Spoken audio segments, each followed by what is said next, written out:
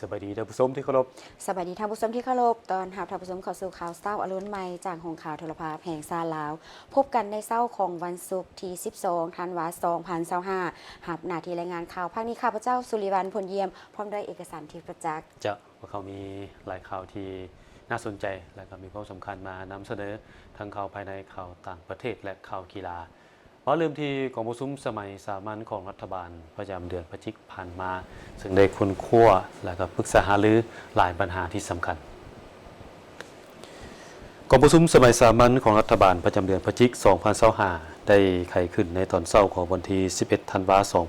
2025ที่สำนักงานนายกรัฐมนตรีภายใต้การเป็นประธานของท่านสนชัยศรีพันดรนายกรัฐมนตรีมีมาตรฐานรองนายกรัฐมนตรีสมาชิกรัฐบาลผู้ต่างหน้ากระทรวงองค์การเข้าร่วมแบบซึ่งหน้าการนำของนครหลวงเวียงจันทร์และก็มีบรรดาแขวงเข้าร่วมผ่านระบบกองประชุมทางไกลกองประชุมครั้งนี้ดำเนินเป็นเวลา2วันโดยจะได้พร้อมกันค้นคว้าปรึกษาหารือประกอบความเห็นและพิจารณาต่อบรรดาหัวข้อที่สำคัญคือสรุปเวียกงานพ้นเด่นประจำเดือนพฤศจิกายนและทิศทางแผนการประจำเดือนธันวาคม2025ของรัฐบาลรายงานสภาพพ้นเด่นสากลและภาคพื้นสภาพพ้นเด่นเวียกงานป้องกันชาติป้องกันความสงบรายงานการเก็บกำข้อมูลและผลการศึกษาตั้งด่านเก็บเงินค่าบริการผ่านทางหลวงแห่งชาติเลขที่13ไต้ในกิโลเมตรที่71หา346ระยะทาง275กิโลเมตรและทางหลวงแห่งชาติเลขที่12แต่ท่าแขกหาชายแดนลาวเวียดนามระยะทาง143กิโลเมตรห้างดำรัดว่าด้วยการปรับใหม่และการนำใช้มาตรการอื่นต่อผู้ละเมิดกฎหมายและระเบียบการเกี่ยวกับทรัพย์สินของรัฐห้างดำรัดว่าด้วยเงินเดือนผลประโยชน์และนโยบายอื่นต่อสมาชิกของสำนักงานผู้ต่างหน้าห้างดำรัดว่าด้วยการสกัดกั้นและแก้ไขวิกฤตการของระบบการเงินห้างดำรัดว่าด้วยการปรับใหม่และมาตรการอื่นต่อผู้ละเมิดกฎหมายและระเบียบการเกี่ยวกับการควบคุมยาสูบห้างดำรัดว่าด้วยการจัดตั้งและการเคลื่อนไหวของคณะกรรมการคุ้มครองน้ำแห่งชาติพร้อมกันนี้ก็มีการค้นคว้าห้างดำรัดว่าด้วยมาตรฐานพ้นทุกข์และมาตรฐานการพัฒนาและก็มีห้างดำรัดว่าด้วยฝุ่นในโอกาสก้าวไขของประชุมทานนายกรัฐมนตรีได้ยกให้เห็นสภาพการที่พ้นเด่นที่เกิดขึ้นอยู่ในภาคพื้นและสากลยังสืบต่อเข่งห้อนและซับซ้อนโดยเฉพาะมันความขัดแย้งทางด้านการทหารเศรษฐกิจการค้าปัญหาชายแดนและเวียกงานอื่นๆซึ่งปัญหาเหล่านี้ยังจะสืบต่อเป็นสิ่งท้าทายและสร้างผลกระทบต่อชีวิตและทรัพย์สินของประชาชนอยู่หลายประเทศทางเหตุให้สภาพเศรษฐกิจโลกที่มีความยุ่งยากอยู่แล้วนั้นยิ่งจะสืบต่อเพิ่มความผันผวนและมีผลกระทบเป็นวงกว้างเติมอีกสำหรับอยู่ประเทศลาวเฮาแน่นอนว่าจะบ่สามารถหลีกเลี่ยงผลกระทบจากสภาพการดังกล่าวทั้งทางกงและทางอ้อมบ่หลายก็น้อยฉะนั้นจะต้องได้สืบต่อติดตามอย่างใกล้ชิดและมีมาตรการแก้ไขแต่หัวทีให้ทันการเพื่อบ่ให้กระทบต่อชีวิตการเป็นอยู่ของประชาชนพนักงานรัฐกรและการพัฒนาเศรษฐกิจสังคมของประเทศเฮานอกนี้ท่านนายกรัฐมนตรียังได้เรียกร้องมายังบรรดาท่านสมาชิกรัฐบาลจงได้พร้อมกันเอาใจใส่ค้นคว้าและประกอบความเห็นให้ลึกซึ้งแทนกับสภาพความเป็นจริงต่อแต่ละปัญหาด้วยการเสนอทัศนะอย่างกงไปกงมากระทัดรัดและมีจุดสุ่มเพื่อเฮ็ดให้การดำเนินการประชุมครั้งนี้มีผลสำเร็จตามจุดประสงค์และคาดหมายที่วางไว้ไปต่อที่พิธีประกาศเปิดตัวธนาคารพัฒนาชนบทอย่างเป็นทางการโดยการให้เกียรติเข้าร่วมของทานเฉลิมชัยกรมสิทธิ์รองนายกรัฐมนตรีทานสันติภาพพรหมวิหารรัฐมนตรีกระทรวงการเงินทานนางบุญคำวรจิตผู้ว่าการธนาคารแห่งสปป.ลาวพร้อมด้วยภาคส่วนเกี่ยวข้องเข้าร่วม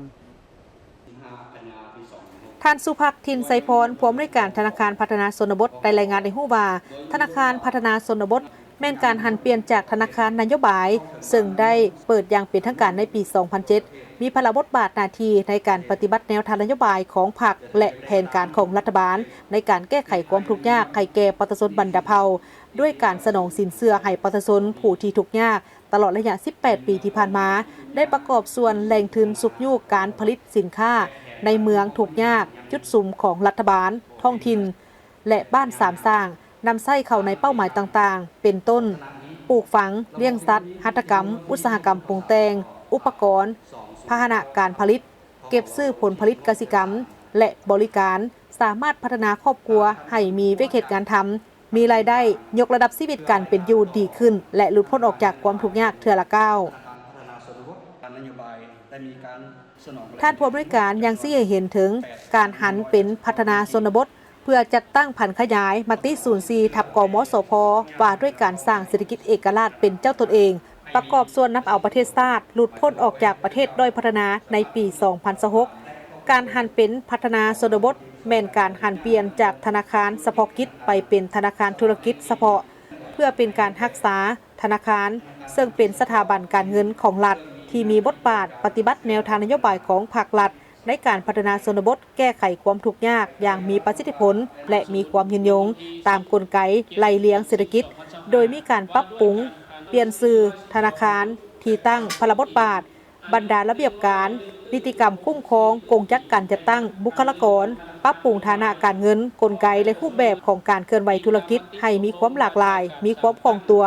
และสามารถคุ้มตนเองโดยตั้งเป้าหมายธนาคารคือด้านวิสัยทัศน์สร้างธนาคารให้เป็นธนาคารแถวหน้าที่ให้การบริการทางด้านการเงินสนับสนุนการพัฒนาชนบทแบบทั่วถึงซึ่งเป็นรากฐานในระบบเศรษฐกิจของประเทศให้มีความยืนยงด้านภารกิจแมนพัฒนาผลิตภัณฑ์และการบริการการเงินแบบครบวงจรและทันสมัยเพื่อให้สามารถแข่งขันและเติบโตอย่างยืนยงพัฒนาความสามารถขององค์กรและบุคลากรให้มีประสิทธิภาพการดำเนินงานด้วยระบบเทคโนโลยีที่ทันสมัยและพัฒนาโครงสร้างพื้นฐานระบบเทคโนโลยีข้อมูลข่าวสารฐานข้อมูลและนวัตกรรมต่างๆเพื่อพัฒนาผลิตภัณฑ์ทางการเงินอิเล็กทรอนิกส์ออกสู่สังคมมีโครงสร้างเป้าหมายตัวชี้วัดขององค์กรและบุคคลปรับปรุงและเพิ่มผลตอบแทนให้แก่พนักงานในทั่วระบบเป็นแต่ละปีโดยถือเอาผลของการดำเนินธุรกิจในแต่ละปีเป็นตัวชี้วัดสร้างและพัฒนาระบบการบริหารแหล่งทุนให้เพียงพอสามารถระดมทุนด้วยการหับเงินฝากจากสังคมและระดมแหล่งทุนอื่นๆด้วยต้นทุนที่ต่ำสร้างหลักการในการคุ้มครองบริหารธุรกิจที่ดีมีความรับผิดชอบต่อสังคมและสิ่งแวดล้อมเพื่อสร้างความมั่นคงและยืนยงยังปล่อยสินเชื่อดอกเบี้ยส่งเสริมการผลิตการค้าและการบริการเพื่อพัฒนาชนบทแก้ไขความทุกข์ยากเป็นต้นเงื่อนไขธุรกรรมในขอบเขตที่อนุญาตและกำหนดให้สร้างเงื่อนไขสะดวกกระทัดรัดมีมาตรฐานและขั้นตอนแบบมืออาชีพสร้างผลิตภัณฑ์และการบริการที่หลากหลายหันเป็นทันสมัยทางด้านการดำเนินงานเชื่อมโยงระบบเข้ากับระบบธนาคารภาคพื้นและสากลสาธารณรัฐประชาธิปไตยประชาชนลาวและสหภาพยุโรปได้ร่วมกันเฉลิมฉลองวันครบรอบ 50 ปีแห่งการพัวพันการทูตซึ่งเป็นนิมิตหมายอันสำคัญของการพัวพันร่วมมือที่ได้รับการขยายตัวอย่างลึกซึ้งและมีเป้าหมายร่วมกันมาแต่ปี 1975ในตอนค่ำของวันที่ 10 ธันวาคมอยู่นครหลวงวิจันทร์ได้มีงานเลี้ยงเฉลิมฉลองวันสร้างตั้งสายพัวพันการทูตครบรอบ 50 ปี 1975 หาปี 2025 โดยเป็นเกียรติเข้าร่วมของทานท้องสวรรค์พรหมวิหารรัฐมนตรีกระทรวงการต่างประเทศทานมาร์ค กาลาเฮอร์เอกอัครราชทูตสหภาพยุโรปประจำสาธารณรัฐประชาธิปไตยประชาชนลาวมีบรรดารัฐมนตรีรองรัฐมนตรีทูตตานุทูตพร้อมด้วยผู้ต่างหน้าจากภาครัฐและเอกชนองค์การจัดตั้งสังคมเข้าร่วมท่านทูตEUประจำลาวได้กล่าวว่าตลอดระยะ5 ทศวรรษที่ผ่านมาการแลกเปลี่ยนการเยี่ยมยามระดับสูงหลายๆครั้งได้เสริมสร้างความไว้เนื้อเชื่อใจทางด้านการเมืองให้แข็งแกร่งยิ่งขึ้นในระยะบ่ดนมานี้ได้มีการเยี่ยมยามของบรรดาผู้นำสภาพยุโรปในระยะที่สปป.ลาวเป็นประธานอาเซียนในปี 2024 และทานท้องสวรรค์พรหมวิหารได้เข้าร่วมกองประชุมปรึกษาหารือรัฐมนตรีต่างประเทศสภาพยุโรปอินโดแปซิฟิกครั้งที่ 4 ที่นครหลวงบุกแซนในเดือนพฤศจิกายนที่ผ่านมาซึ่งตรงกับวันครบรอบการสร้างตั้งสายพัวพันการทูตในวันที่ 21 พฤศจิกายนโอกาสดังกล่าวทานนางกาจาเคเรรารองประธานกรรมาธิการผู้ต่างหน้าระดับสูงด้านนโยบายและความมั่นคงของสหภาพยุโรปและทานท้องสวรรค์พรหมวิหารได้แลกเปลี่ยนสารแสดงความยินดีในโอกาสครบรอบ 50 ปีแห่งการสร้างตั้งสายพัวพันการทูต ท่านท้องสวรรค์พรหมวิหารได้กล่าวในงานว่าการพัวพันระหว่างสปป.ลาวและสหภาพยุโรปได้กลายเป็นคู่ร่วมมือรอบด้าน และมีวิสัยทัศน์ไปข้างหน้า โดยได้ลงลึกการร่วมมือด้านการเมือง การปกครองที่ดี สิทธิมนุษย์ การพัฒนาแบบยืนยงหับมือกับปัญหาความมั่นคงในภาคพื้น และสิ่งท้าทายของโลกเช่นการเปลี่ยนแปลงของสภาพดินฟ้าอากาศสปป.ลาวและสหภาพยุโรปได้มุ่งมั่นที่จะสืบต่อลงลึกการร่วมมือในขงเขตต่างๆเช่นการหันเปลี่ยนสีเขียวและดิจิตอลส่งเสริมการลงทุนที่มีความรับผิดชอบและคุณภาพสูงการสร้างขีดความสามารถและส่งเสริมการมีส่วนร่วมขององค์การจัดตั้งสังคม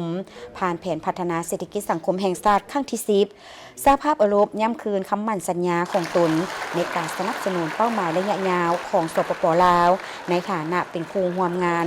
ที่น่าเชื่อถือและเป็นผู้ประกอบส่วนอันสำคัญให้แก่การสร้างอนาคตที่ยืนยงและเจริญรุ่งเรืองขึ้นกว่าเก่ามาต่อที่สถาบันการเมืองและการปกครองแห่งชาติได้จัดปาฐกถาวันชาติสปป.ลาวครบรอบ50 ปีและวันเกิดประธานกสรพรหมวิหารครบรอบ105 ปีในพิธีห้องศาสตราจารย์ผู้วงอุ่นคำแสนหัวหน้าสถาบันการเมืองการปกครองแห่งชาติได้ยกให้เห็นถึงมูลเสื้อและความหมายความสำคัญของวันชาติซึ่งเป็นวันแห่งชัยชนะอันยิ่งใหญ่ในประวัติศาสตร์แห่งการต่อสู้ของชาติลาวแม่นวันที่ประชาชนลาวบัดเผาได้มีอิสรภาพและได้เป็นเจ้าของประเทศชาติอย่างแท้จริงและพร้อมกันนี้ก็แม่นวันที่ประเทศลาวได้มีเอกราชอย่างสมบูรณ์และมีอธิปไตยอย่างครบถ้วนที่มีที่ตั้งอันสมเกียรติตลอดระยะ50 ปีแห่งการปกปักรักษาและสร้างสรรค์พัฒนาประเทศชาติได้มีการเปลี่ยนแปลงอันใหญ่หลวงรอบด้านโดยเฉพาะแม่นการดำรงชีวิตของประชาชนลาวบัดเผาได้รับการยกสูงขึ้นอย่างบ่หยุดยั้งนั่นได้กลายเป็นพื้นฐานที่มั่นคงทางด้านเศรษฐกิจสังคมการเมืองการป้องกันชาติป้องกันความสงบอันหนักแน่นและรับประกันความยืนยงของระบอบใหม่พวกเขาทั้งสามารถผ่านผ่าอุปสรรคสิ่งท้าทายทดสอบมานับประการและสืบต่อก้าวขึ้นตามเส้นทางที่พรรควางออกอย่างสง่าผ่าเผยพร้อมกันนี้ก็ได้ยกให้เห็นถึงชีวิตและการเคลื่อนไหวปฏิบัติของประธานกสรพรหมวิหารอดีตผู้นำที่แสนเคารพรักของปวงชนลาวทั้งชาติซึ่งเป็นผู้นำที่นำพาก่อตั้งพรรคประชาชนปฏิวัติลาวเป็นวีรบุรุษแห่งชาติลาวเป็นผู้จัดตั้งนำพาภารกิจปฏิบัติอันยิ่งใหญ่ของประเทศชาติญาติมาได้ศาสนาอย่างสง่างามและสถาปนาสาธารณรัฐประชาธิปไตยประชาชนลาวขึ้นอย่างสง่าผ่าเผยพร้อมนี้ยังได้ยกให้เห็นถึงความปีศาจสามารถในการนำพาชี้นำภารกิจปฏิบัติตลอดชีวิตของเพิ่นและยกให้เห็นแบบอย่างคุณสมบัติศีลธรรมปฏิบัติและแบบแผนดำรงชีวิตเป็นผู้นำที่เด็ดขาดมีหัวคิดประดิษฐ์สร้างกล้าคิดกล้าเฮ็ดกล้ารับผิดชอบเป็นแบนแย้งอันใส่แจ้งและเป็นแบบอย่างอันประเสริฐเลิศล้ำด้านคุณธาตุการเมืองคุณสมบัติศีลธรรมปฏิบัติแบบแผนวิธีเฮ็ดเวียกก็คือแบบแผนการดำรงชีวิตให้แก่พนักงานสมาชิกพรรคนักรบและประชาชนลาวบัดเผาในทั่วประเทศแต่ในตอนท้ายก็ได้มีการมอบและประดับเหรียญกา50 ปีให้แก่พนักงานบำนาญและพนักงานที่มีผลงานดีเด่นในการประกอบส่วนสร้างสรรค์พัฒนาประเทศชาติและมอบบัตรสมาชิกพรรคสมบูรณ์เติมอีกคณะเกษตรศาสตร์มหาวิทยาลัยแห่งชาติจัดงานเฉลิมฉลอง50 ปีแห่งการสร้างตั้งและพัฒนาจากวิทยาลัยเกษตรศาสตร์นาบงสู่คณะเกษตรศาสตร์มหาวิทยาลัยแห่งชาติวันที่ 9 ธันวาคม 2025 ที่คณะเกษตรศาสตร์วิทยาเขตนาบงได้จัดงานเฉลิมฉลองวันสร้างตั้งคณะเกษตรศาสตร์ครบรอบ 50 ปี 9 ธันวาคม 1975 หา 9 ธันวาคม 2025 ขึ้นอย่างยิ่งใหญ่โดยมีรองศาสตราจารย์ปริญญาเอกเดชานุราชแสนดวงเดชผู้อำนวยการใหญ่มหาวิทยาลัยแห่งชาติมีครูอาจารย์ตลอดฮอดอดีตคณะนำของคณะเกษตรศาสตร์และนักศึกษาเข้าร่วมรองศาสตราจารย์ปริญญาเอกวรรณนครพุทธนาคณะบดีคณะเกษตรศาสตร์กล่าวว่าการเฉลิมฉลอง50 ปีแห่งการสร้างตั้งคณะเกษตรศาสตร์ครั้งนี้เพื่อเป็นการยั่งยืนถึงการเติบใหญ่ขยายตัวและผลงานอันโดดเด่นในการพัฒนาทรัพยากรมนุษย์ด้านกสิกรรมของสาธารณรัฐประชาธิปไตยประชาชนลาวซึ่งวัตถุประสงค์ต้นตอก็แม่นเพื่อทบทวนคืนผลงานตลอด50 ปี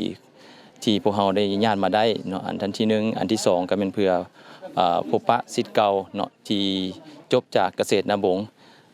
ว่าไปอยู่ทางใดแน่และเพื่อให้กลับคืนสู่บ้านเก่าของพวกเฮาแหละว่าเกษตรศาสตร์ของพวกเฮานี่มีการพัฒนาคือแนวใดและอันที่3แท้ๆก็เบิ่งว่าแนวทางในตอนหน้าบรรดาศิษย์เก่าครูร่วมพัฒนาของพวกเฮานี้สิมีทิศทางขบวนการในการสุกยู่ส่งเสริมกันแนวใดเพื่อเฮ็ดให้คณะเกษตรศาสตร์ของเฮากลายเป็นสถาบันการศึกษาด้านกสิกรรมในแถวหน้าของประเทศชาติและก็เพื่อการพัฒนาวิทยางานกสิกรรมให้เท่าเทียมกับภาคพื้นและสากลตลอด3มื้อของพวกเฮานี้แม่นพวกเฮาแน่ใส่อันที่1ก็แม่นเปิดกองประชุม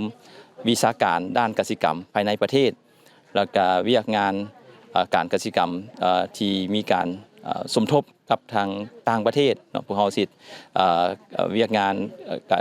กองประชุมนานาชาติเนาะในวันที่10และวันที่11พวกเฮาสิมีกองประชุมเสวนาระหว่าง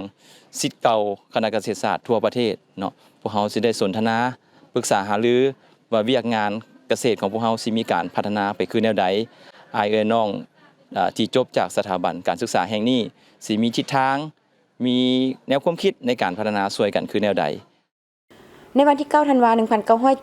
1975วิทยาลัยเกษตรเวียงจันทน์ได้ถูกยกย้ายมาตั้งอยู่ทงหาบนาบงและเปลี่ยนชื่อเป็นวิทยาลัยเกษตรศาสตร์นาบงในปี1992ต่อมาในปี1995ได้โอนเข้าเป็นคณะเกษตรศาสตร์ป่าไม้สังกัดมหาวิทยาลัยแห่งชาติก่อนจะแยกเป็นคณะเกษตรศาสตร์ในปี 2000ปัจจุบันคณะเกษตรศาสตร์ได้เปิดสอนในระดับต่างๆคือปริญญาตรี6หลักสูตรคือปลูกฝังเลี้ยงสัตว์สัตวแพทย์เศรษฐกิจกสิกรรมปริญญาโท6หลักสูตรการคุ้มครองทรัพยากรกสิกรรมแบบยืนยงวิทยาศาสตร์การปลูกฝังปริญญาเอก1หลักสูตรวิทยาศาสตร์กสิกรรมซึ่งได้เริ่มซิดสอนในต้นปี 2025ตลอดระยะ50 ปีคณะเกษตรศาสตร์ได้สร้างบุคลากรรวม 1065 คนหญิง 3,239 คน ในนั้นมีระดับสั้นกลางสั้นสูงปริญญาตรีปริญญาโทและปริญญาเอกกำลังศึกษาปัจจุบันมีอาจารย์สอนที่มีวุฒิการศึกษาขั้นปริญญาเอก28 ทานปริญญาโท49 ทานได้นามยศทางวิชาการมีห้องศาสตราจารย์13 ทานอาจารย์22 ทานและผู้ช่วยอาจารย์26 ทานด้านการค้นคว้าและบริการวิชาการได้ดำเนินการค้นคว้าทั้งภายในและต่างประเทศรวม333หัวข้อสร้างแนวพันธุ์ข้าวหอมเกษตร50 ปีร่วมกับศูนย์ค้นคว้าข้าวแห่งชาติและการสร้างคันไดทางผ่านป่า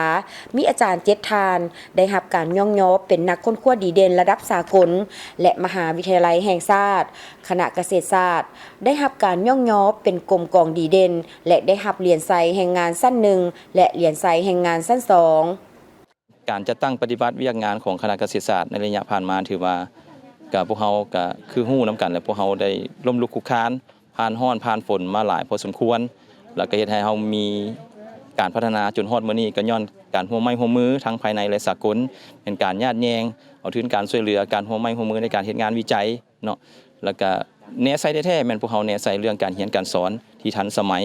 เนาะซึ่งปัจจุบันนี้ครูอาจารย์พวกเฮาก็ได้มีการยกระดับทั้งปริญญาโททั้งปริญญาเอกแล้วก็ได้วุฒิทางวิชาการก็ในระดับทั้งห้องศาสตราจารย์ทั้งอาจารย์ทั้งผู้ช่วยอาจารย์ในหลายๆท่านและตีราคาได้ถึงการพัฒนาของสถาบันการศึกษาดังกล่าวก็คือว่ามีผลงานอันยิ่งใหญ่แล้วก็มีการพัฒนาเติบโตขึ้นมาเรื่อยๆเนาะโดยเฉพาะแม่นเน้นใส่เรื่องความรู้ทางด้านวิทยาศาสตร์ของครูอาจารย์แล้วก็เป็นการถ่ายทอดโดยเฉพาะแม่นบทเรียนที่ได้จากการเฮ็ดงานวิจัยต่างๆการร่วมไม้ร่วมมือแล้วก็ได้ถ่ายทอดความรู้นั้นไปฮอดนักศึกษาข้าพเจ้าหวังยิ่งว่าแล้วก็คิดว่าปัจจุบันนี้นักศึกษาพวกเฮาก็สิได้แอบสอบหรือว่าได้รับความรู้จากครูอาจารย์เฮาในระดับที่เท่าเทียมกับภาคพื้นและสากลงานเฉลิมฉลองครั้งนี้เป็นการหวนคืนผลงานและพบปะอดีตนักศึกษาศิษย์เก่าทั้งเป็นการทบทวนทิศทางเพื่อสู่ชนให้ได้คณะเกษตรศาสตร์เป็นสถาบันการศึกษาสั้นสูงด้านกสิกรรมที่นำหน้าในสาธารณรัฐประชาธิปไตยประชาชนลาวและเทียบเท่ากับภาคพื้นและสากลตามวิสัยทัศน์ที่วางไว้ไปต่อที่กระทรวงสาธารณสุขได้ร่วมกับสถาบันการร่วมมือเพื่อการพัฒนาเศรษฐกิจลุ่มแม่น้ำคลองและห้องหมอฟูไวสถาบันวิทยาศาสตร์การแพทย์จีนได้จัดพิธีเปิดโครงการรักษาพยาธิหัวใจแต่กำเนิดของเด็ก อยู่บรรดาประเทศลุ่มแม่น้ำคลองอย่างเป็นทางการในตอนเช้าของวันที่ 11 ธันวาคม 2025 นี้การเปิดตัวโครงการดังกล่าวเป็นครั้งที่1ที่สาธารณรัฐประชาธิปไตยประชาชนลาวโดยมีดร.คำประสงค์เทพปัญญาหัวหน้ากลุ่มปิ่นปัวและฟื้นฟูหน้าที่การกระทรวงสาธารณสุขมีผู้ต่างหน้าสถาบันร่วมมือเพื่อการพัฒนาเศรษฐกิจลุ่มแม่น้ำคลองห้องหมอฟูไวสถาบันวิทยาศาสตร์การแพทย์จีนพร้อมด้วยบรรดาองค์การจัดตั้งที่เกี่ยวข้องเข้าร่วมโครงการนี้ได้รับทุนสนับสนุนจากรัฐบาลสาธารณรัฐประชาชนจีนผ่านกองทุนเพื่อการพัฒนาโลกและร่วมมือระหว่างประเทศที่กำลังพัฒนาซึ่งเป็นการปฏิบัติที่เป็นรูปธรรมภายใต้ข้อริเริ่มการพัฒนาโลกเพื่อปิ่นปัวพยาธิหัวใจแต่กำเนิดของเด็กซึ่งแม่นสาเหตุสำคัญของการเสียชีวิตของเด็กน้อยทั้งในลาวและกัมพูชีโครงการนี้มีเป้าหมายในการสร้างระบบการคัดกรองระดับชาตินำเอาเทคโนโลยีการกวดวินิจฉัยและการรักษาที่ทันสมัยและพัฒนาขีดความสามารถของบุคลากรทางแพทย์ในระยะ2 ปีข้างหน้าโครงการจะจัดตั้งปฏิบัติในประเทศลาวคือจะคัดกรองเด็กน้อยอย่างน้อย 10,000 คนทั่วประเทศให้การรักษาครบวงจรแก่เด็กน้อยอย่างน้อย30 คนและฝึกอบรมบุคลากรทางการแพทย์หลายกว่า110 คนแพทย์เชี่ยวชาญจากลาวยังจะได้รับทุนฝึกอบรมขั้นสูงที่ห้องหมอฟูไวเพื่อเป็นการสร้างความสามารถให้แก่การบริการโครงการจะมอบเครื่องอัลตราซาวด์และอุปกรณ์การแพทย์ที่จำเป็นให้แก่กระทรวงสาธารณสุขของลาวโครงการจะเน้นหนักการสร้างขีดความสามารถที่ยืนยงผ่านการฝึกอบรมและการถ่ายทอดเทคโนโลยีรวมทั้งการนำเอาเทคนิคที่ทันสมัยของห้องหมอฟูไวเข้ามาหมุนไส้เข้าในเวียกงานตัวจริงซึ่งจะได้รับการแนะนำจากผู้เชี่ยวชาญจะช่วยพัฒนาการกวดพบพยาธิหัวใจได้ไวและสร้างการเปลี่ยนแปลงระยะยาวให้แก่เด็กน้อยการเปิดโครงการนี้นับเป็นจุดเริ่มต้นของความพยายามร่วมมือหลายปีระหว่างสาธารณรัฐประชาชนจีนสถาบันการร่วมมือเพื่อการพัฒนาเศรษฐกิจลุ่มแม่น้ำคลองของสาธารณรัฐประชาธิปไตยประชาชนลาวและภาคพื้น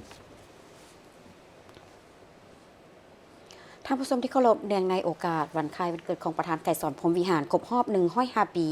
ได้มีหลายทัศนะของมหาชนต่อกับประธานไกรสอนพรหมวิหารผู้นำปฏิวัติของชาติลาวที่ได้มอบมรดกอันล้ำค่าแก่ประชาชนลาวบรรดาเผ่า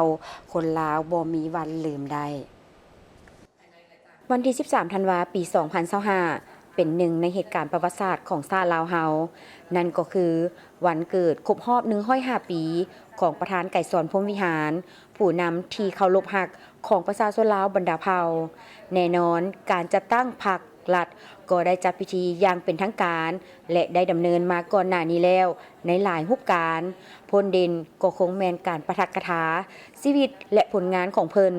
ซึ่งหลายทานก็ได้ยกให้เห็นโดยย่อถึงบทบาทของทานในการนำพาการปฏิวัติการปกปักรักษาและการก่อสร้างประเทศชาติให้เติบโตสู่ความก้าวหน้า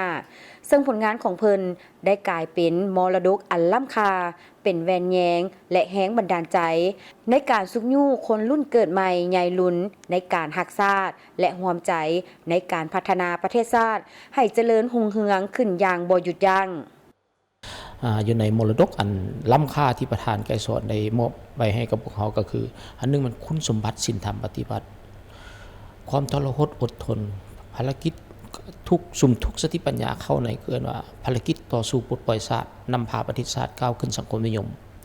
และมรดกอันสำคัญอีกอันหนึ่งก็เป็นอย่างการค้นคว้าการหมุนไส้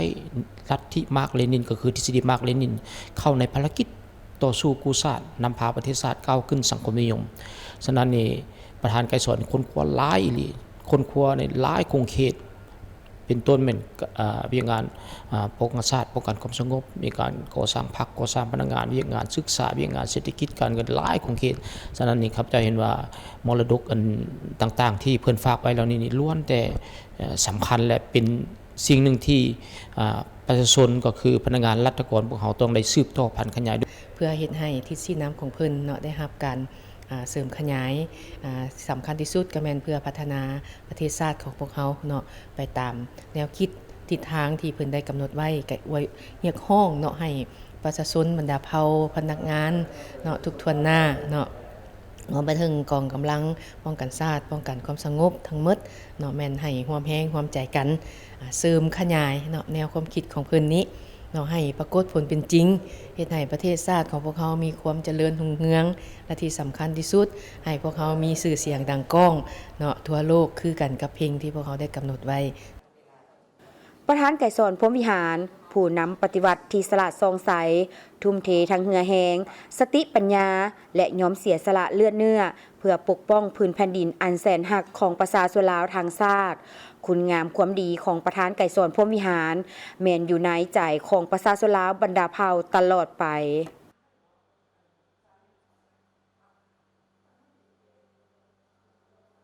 นอกจากวันเกิดของประธานไกรสอนพรหมวิหารครบรอบ105 ปีอีกปีละชนหนึ่งที่หลายท่านจะจื่อดีคือบริษัทสีทองครบรอบ100 ปีแล้วก็ครบรอบ65 ปีแห่งการเสียสละชีวิตของวีรชนสีทองเพิ่นก็ได้มีการแจ้งข่าวเล่าบุญซึ่งเนื่องในโอกาสครบรอบ100 ปีวันเกิดและวันครบรอบ65 ปีของการเสียสละชีวิตของวีรชนสีทองดังนั้นครอบครัวของวีรชนสีทองพร้อมด้วยลูกหลานได้มีใจศรัทธาเลื่อมใสศรัทธาในพุทธศาสนาได้พร้อมกันตั้งกองอัฐขึ้น3กองเพื่ออุทิศให้แก่ดวงวิญญาณของทานสีทองวีรชนแห่งชาติซึ่งพิธีดังกล่าวได้จัดขึ้นที่เฮือนของครอบครัวเพิ่นเองอยู่บ้านหนองท้าเหนือหอม7เมืองจันทบุรีนครหลวงเวียงจันทน์วันจันทร์ที่15ธันวาคม2025เป็นมื้อแรม10ค่ำเดือน1ลาวเป็นมื้อห่างหากะเกียมตอนแลง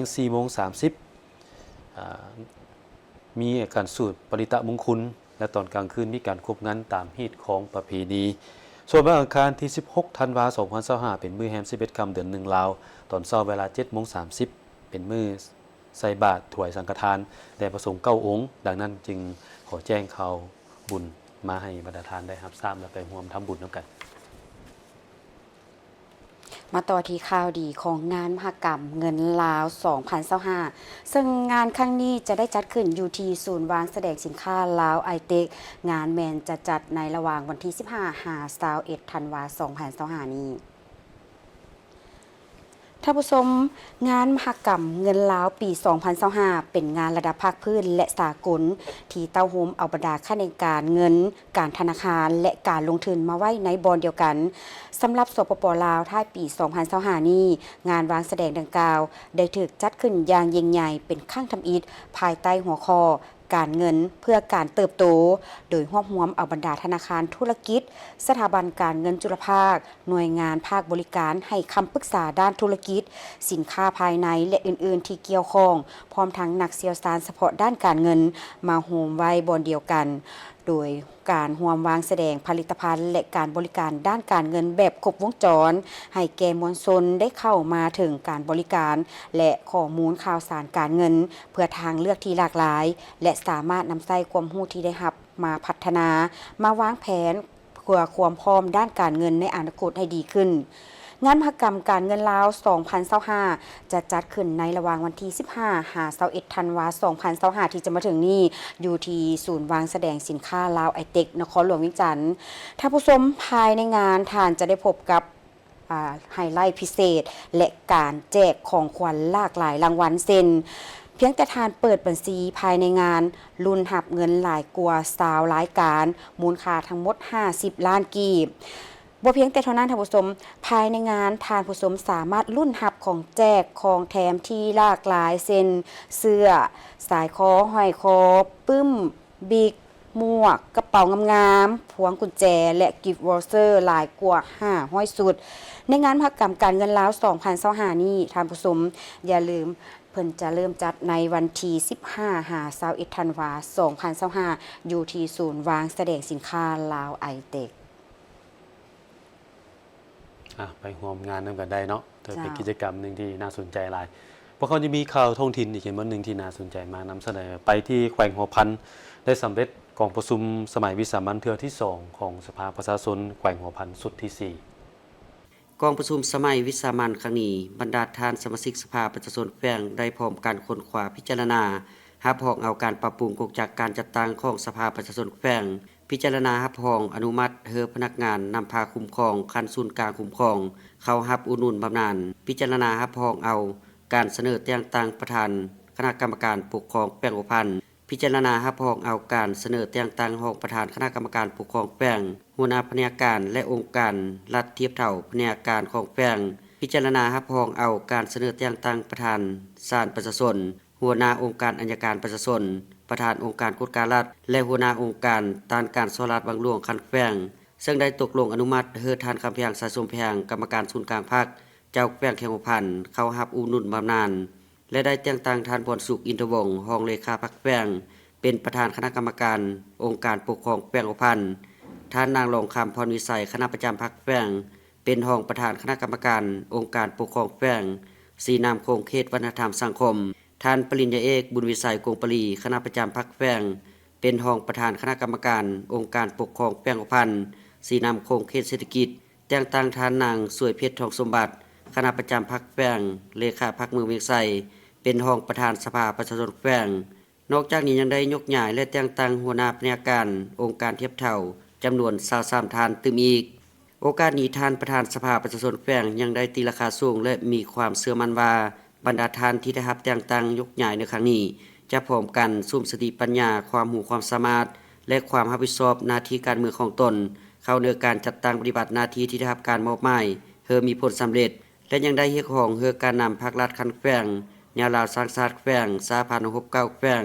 องค์การจัดตั้งมาส่วนต่างนาจากแผนกการองค์การเทียบเท่า2กองบัญชาการองค์การอัยการประชาชนแขวงศาลประชาชนแขวงโรงเรียนการเมืองการปกครองบรรดารัฐวิสาหกิจสาขาธนาคารตลอดฮอดพ่อแม่ประชาชนบรรดาเผ่าทั่วแขวงหัวพันจงสนับสนุนความร่วมมือกับอำนาจการปกครองแขวงเพื่อเฮ็ดให้การจัดตั้งปฏิบัติบรรดาแนวทางนโยบายของพรรคระเบียบกฎหมายของรัฐก็คือการจัดตั้งปฏิบัติแผนพัฒนาเศรษฐกิจสังคมของแขวงเพื่อมีผลสำเร็จตามแผนการที่วางไว้ได้มีพิธีมอบหับใบยั่งยืนหน่วยพักปลอดภัยเข้มแข็งนักแน่นประจำปี 2024ของคณะพักฮักฐานแผนกเทคโนโลยีและการสื่อสารแขวงพงศาลีในพิธีสหายบุญทองพุทธดีรองเลขาคณะพักหักฐานเลขาหน่วยพักแผนกเทคโนโลยีและการสื่อสารแขวงและสหายมานาจิตวงศ์วิบันคณะพักหักฐานเลขาหน่วยพักบริษัทลาวโทรคมนาคมมหาชนสาขาแขวงพงศาลีและผลัดเปลี่ยนกันขึ้นผ่านบทสรุปการก่อสร้างหน่วยพักปลอดภัยเข้มแข็งแด่นักแน่นประจำปี 2024และวางทิศทางแผนการในต่อหน้าซึ่งในระยะ1 ปีที่ผ่านมาคณะหน่วยพักทั้ง2หน่วยพักได้เอาใจใส่ก่อสร้างหน่วยพักปลอดภัยเข้มแข็งแด่นักแน่นตามหาเนื้อในคือนำพาด้านการเมืองนำพาด้านแนวคิดนำพาด้านการจัดตั้งด้านแบบแผนนำพาและวิธีเฮ็ดเวียกนำพาปฏิบัติหน้าที่การเมืองซึ่งปัจจุบันหน่วยพักแผนกเทคโนโลยีและการสื่อสาร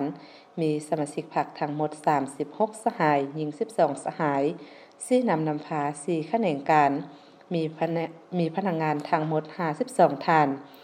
สำหรับหน่วยพักบริษัทลาวโทรคมนาคมมหาชนสาขาแขวงพงศาลีมีสมาชิกพรรคทั้งหมด21สหายหญิง7สหายซึ่งนำพาใน7หน่วยงานมีพนักงานกรรมกรทั้งหมด34ท่านจากนั้นต่างหน้าคณะจัดตั้งแขวงขึ้นผ่านมติตกลงของคณะประจำพรรคแขวงฉบับเลขที่504ขพขลงวันที่14พฤษภาคม2025และเลขที่1014ขพข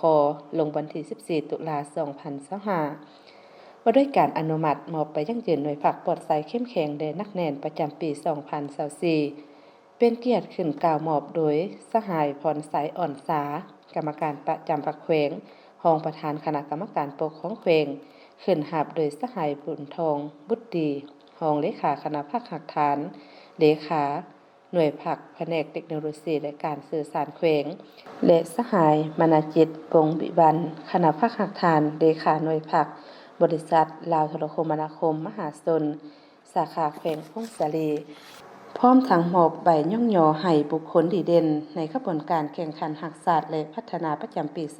2024ให้พนักงานแผนกเทคโนโลยีและการสื่อสารแขวงจำนวน23ท่านและบริษัทลาวโทรคมนาคมมหาชนสาขาแขวงพงศาลีจำนวน32ท่านได้มีการประกาศยกย้ายแต่งตั้งและมอบหับหน้าที่พนักงานนำพาคุ้มครองอยู่แขวงหลวงพระบางพิธีทานสุขดาวันพันจักขันห้องหัวหน้าคณะจัดตั้งแขวง ได้ผ่านมติตกลงของคณะเลขาธิการศูนย์กลางภาคว่าด้วยการรับรองเอาคณะบริหารงานพรรคแขวงทางผ่านข้อตกลงของเจ้าแขวงและมติตกลงของคณะประจำพรรคแขวงเกี่ยวกับการยกย้ายและแต่งตั้งหน้าที่พนักงานนำพาคุ้มครองแขวงพะบางโดยการเห็นดียกย้ายทานคำคองพรหมปัญญากรรมการประจำพรรคแขวงหัวหน้าคณะจัดตั้งแขวงไปรับหน้าที่ใหม่เป็นหัวหน้าคณะโฆษณาอมหงแขวงยกย้ายท่านนางเบียนวิไลดีละพันธ์กรรมการประจำพรรคแขวงหัวหน้าคณะโฆษณาอมหงแขวงไปประจำการอยู่ห้องว่าการแขวงยกย้ายทานส้มพรศรีรุมพันธ์กรรมการประจำพรรคแขวงห้องประธานสภาประชาชนแขวงไปรับหน้าที่ใหม่เป็นประธานในเหล่าสร้างสารแขวงยกย้ายทานคำเก่งจันทวีสุขกรรมการประจำพรรคแขวงเลขาคณะบริหารงานพรรคเมืองนานไปรับหน้าที่ใหม่เป็นหัวหน้าคณะจัดตั้งแขวงยกย้ายทานางจันดียิงบือกรรมการพรรคแขวงเลขาคณะบริหารงานพรรคเมืองจอมเพชรไปรับหน้าที่มาเป็นหัวหน้าแผนกสาธารณสุขแขวงพร้อมนี้ได้มีการผ่านมติตกลงของคณะประจำพรรคแขวงว่าด้วยการบ่งตัวแต่งตั้งเลขาหน่วยพรรคแนวเหล่าสร้างสารแขวงคณะโฆษณาอบรมแขวงคณะจัดตั้งแขวงและเลขาคณะพรรคหากทานแผนกสาธารณสุขแขวงตื่มอีกโอกาสนี้ท่านบุญเรืองมณีวงศ์ได้ให้เกียรติมอบมติตกลงให้ผู้ได้รับหน้าที่มาจากนั้นได้มีการลงนามบทบันทึกการมอบรับหน้าที่ร่วมกันโดยมีผู้เข้าร่วมเป็นสักขีพยานตอนท้ายท่านบุญเรืองมณีวงศ์เลขาคณะบริหารงานพรรคแขวงนครบาลได้มีคำเห็นสีนำให้ทุกภาคส่วนมีความรับรู้และเข้าใจต่อการปรับปรุงซับซ้อนบนประจำการของพนักงานนำพาคุ้มครองเพื่อให้มีความสอดคล้องกับการปฏิบัติหน้าที่การเมืองในระยะมาทางเป็นเวียกงานปกติที่ได้จัดตั้งปฏิบัตินับแต่ศูนย์กลางลงฮอดท้องถิ่นพร้อมนั้นท่านได้มีคำเห็นสีนำให้ผู้ที่ได้รับหน้าที่มาพร้อมกันสืบต่อปฏิบัติหน้าที่เวียกงานของตนให้มีผลสำเร็จตามคาดหมายที่วางไว้บ้านลักแปดแขวงหลวงพระบางจัดบุญปลดปีประจำปีพศ2568ประจำปีคศ2025ท่านเวียงแก้ววิไลพรได้ขึ้นเล่าประวัติความเป็นมาของบุญเกลอหรือบุญปลดปีของเผ่ากะโมก็แมนส่วนเผ่าหนึ่ง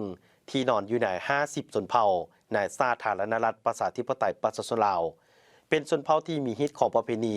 ศิลปะวัฒนธรรมขนบธรรมเนียมที่เป็นเอกลักษณ์ของตนเองมาแต่ดึกดำบรรพ์คือกับส่วนเผ่าอื่นๆของชาติลาวเฮาเส้นบุญเกลอบุญปลดปีบุญปุกห่อหย่อเหือน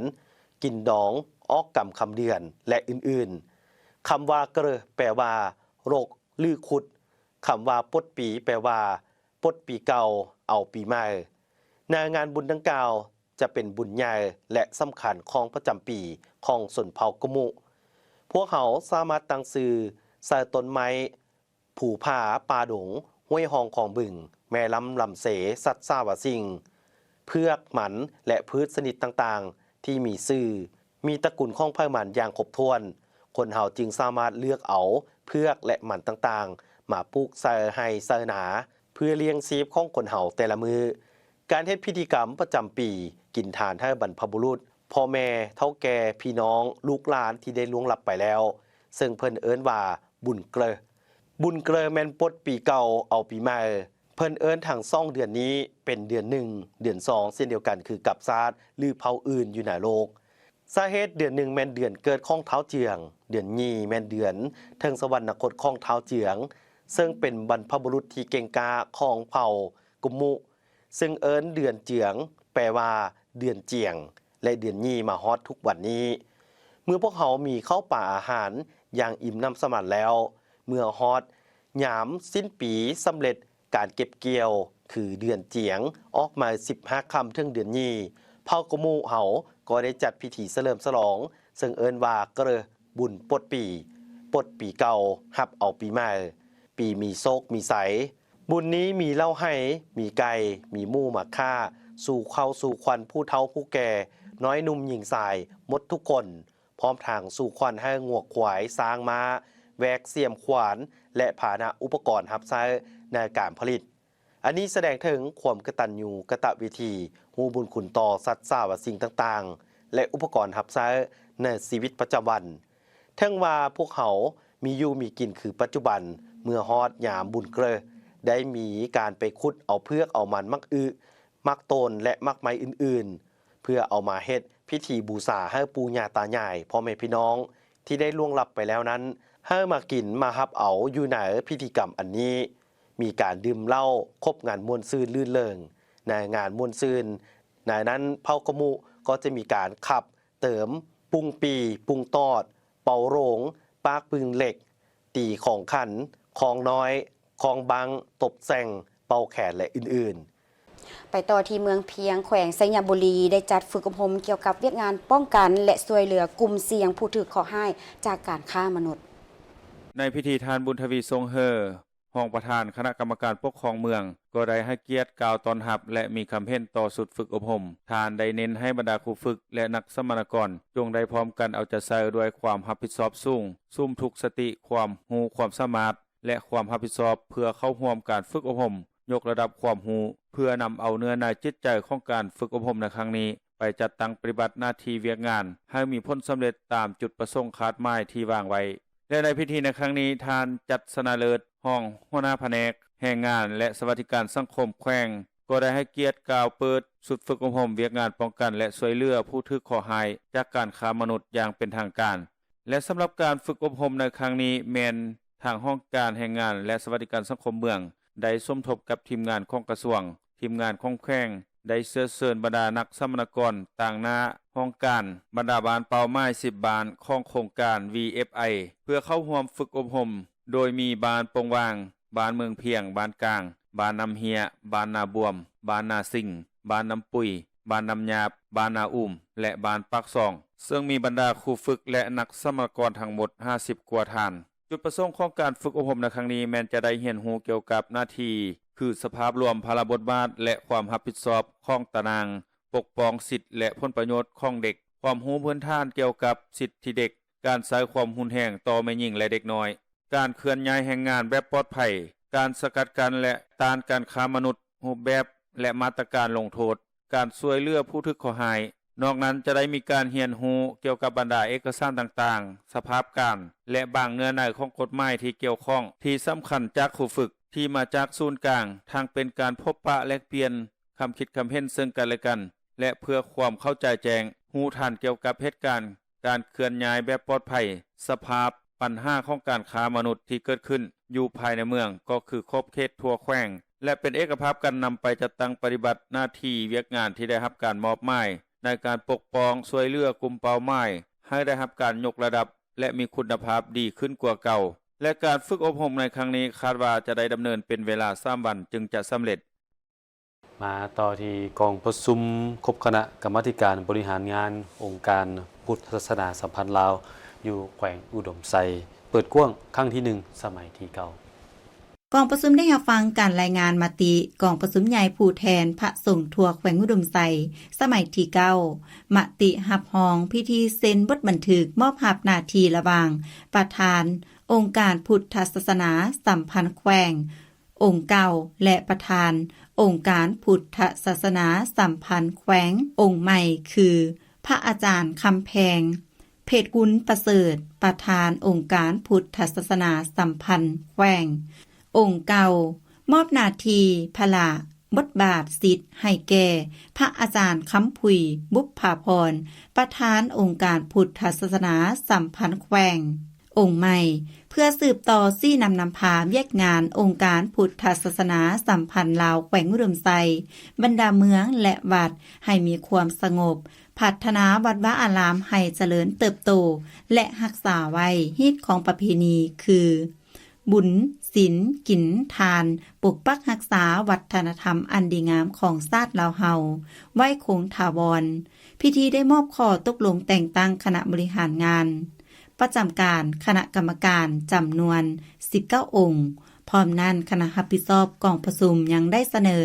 สรุปรายรับรายจ่ายในการบริหารเวียกงานกองประชุมพร้อมทางประกอบคำคิดคำเห็นเพื่อเสนอ แบบแผนวิธีการปรับปรุงและแก้ไขด้านอ่อนข้อคงค้าง บางบทเรียนต่อกับเวียกงานให้มีผลสำเร็จเทอละก้าวพิธีพระอาจารย์คำผุยบุพภาพรประธานองค์การพุทธศาสนาสัมพันธ์แขวงได้มีคำเห็นโอ้ลมและให้ทิศในการบริหารคุ้มครองเวียกงานองค์การพุทธศาสนาสัมพันธ์ลาวแขวงเมืองและวัดให้มีความนักแน่นเข้มแข็งสามัคคีในหมู่คณะสงฆ์นำพาจัดตั้งปฏิบัติกิจกรรมของวัดเข้าโลบและจัดตั้งปฏิบัติเวียกงานตามภาระบทบาทธรรมะนูนส่งลาวระเบียบหลักการกฎหมายที่ได้กำหนดไว้ให้ปรากฏผลเป็นจริงและมีผลงานให้แก่องค์การสังคมและการจัดตั้งภาครัฐนับมือพัฒนาไปที่กองประชุมพบปะแลกเปลี่ยนหัวมือด้านกสิกรรมระหว่างแขวงบุรีคำไซสาธารณรัฐประชาธิปไตยประชาชนลาวและแขวงกาเมาสาธารณรัฐสังคมนิยมเวียดนามในเวลาดำเนินกองประชุมคณะผู้แทนทั้งสองฝ่ายใดผัดเปลี่ยนกันรายงานสภาพรวมที่ตั้งขอบเขตทางแห่งบ่มซอนภายในแขวงของตนให้กันและกันโดยเฉพาะแม่นการจะตั้งปฏิบัติเวียกงานกสิกรรมปลูกฝังเลี้ยงสัตว์เป็นต้นโตซึ่งในนี้ประกอบมีรูปแบบการปลูกข้าวผสมผสานกับการเลี้ยงกุ้งในนาการเลี้ยงปลา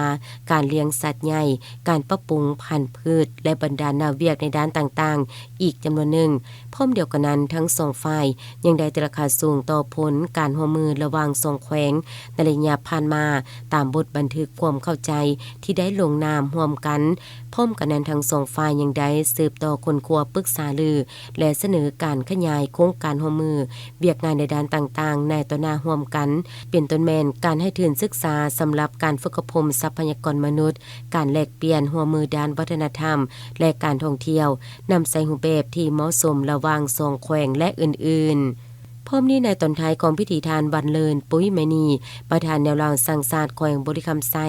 ต่างนาให้กับการนำของแขวงยังได้แสดงความยินดีและต้อนรับคณะผู้แทนแขวงกาเมาที่มาเยี่ยมยามและเฮ็ดเวียกครั้งนี้ซึ่งได้ให้การดำเนินกองประชุมพบปะแลกเปลี่ยนบทเรียนเวียกงานกสิกรรมระหว่างสองแขวงดำเนินไปด้วยบรรยากาศแห่งมิตรภาพและความสามัคคีมีเนื้อในอุดมสมบูรณ์และได้ผลสำเร็จตามคาดหมายที่วางไว้การพบปะแลกเปลี่ยนบทเรียนเวียกงานกสิกรรมทั้งสองฝ่ายแม่นเป็นนิมิตหมายอันดีงามในการหัดแน่นความสามัคคีเพิ่มพูนคุณสร้างความสามัคคีแบบพิเศษและการร่วมมือรอบด้านที่สองภาคสองรัฐสองชาติลาวเวียดนามลาวจะตั้งปฏิบัติกันมาแต่บูรณาการให้มีความมั่นคงท่านนงแกนตลอดไปต่อที่แขวงเซกองได้เปิดกระบวนการซักวัคซีนกันพยาธิมะเร็งปากมดลูกหรือว่า HPV ให้แก่เด็กหญิงเป้าหมายอายุ10ปี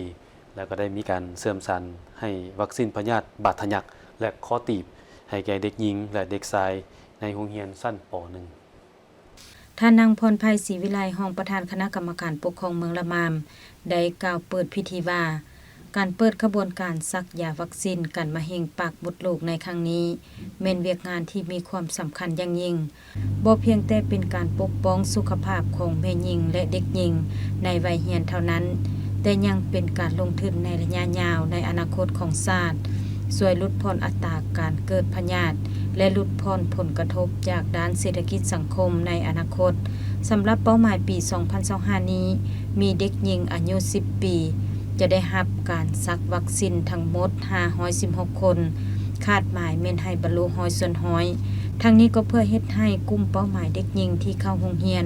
และบ่ได้เข้าโรงเรียนได้เข้าถึงการบริการด้านสุขภาพการป้องกันพยาธิแต่หัวทีเพื่อหลีกเลี่ยงการพลาดโอกาสของเด็กหญิงในกลุ่มอายุ10 ปีโอกาสนี้ท่านยังได้เรียกร้องมายังครูอาจารย์น้องน้อยนักเรียนรวมทั้งพ่อแม่ผู้ปกครองเด็กจงเอาใจใส่นำเอาลูกหลานของตนเข้ามาซักวัคซีนป้องกันมะเร็งปากมดลูกในครั้งนี้ให้เป็นขบวนฟดฟื้นมีประสิทธิผลสูงและบรรลุคาดหมายที่วางไว้สำหรับขบวนการให้วัคซีนป้องกันมะเร็งปากมดลูกแก่เด็กหญิงในกลุ่มเป้าหมายในครั้งนี้ทางองค์การสาธารณสุขเมืองละมามจะได้เคลื่อนไหวจัดตั้งปฏิบัตินับแต่วันที่9 หาวันที่21 ธันวาคม 2025 นี้ให้สำเร็จ มาฮอนี้ข่าวเศร้าเอานุ่นใหม่ของพวกเราก็หมดเวลาลงแล้วขอบใจทุกท่านที่ให้เกียรติติดตามรับชมแล้วการมาติดตามการรายงานข่าวของพวกเราได้เติมในข่าวภาคต่อไปสำหรับภาคนี้โฆษกพร้อมทีมงานต้องขอลาท่านผู้ชมไปก่อน สบายดี สบายดี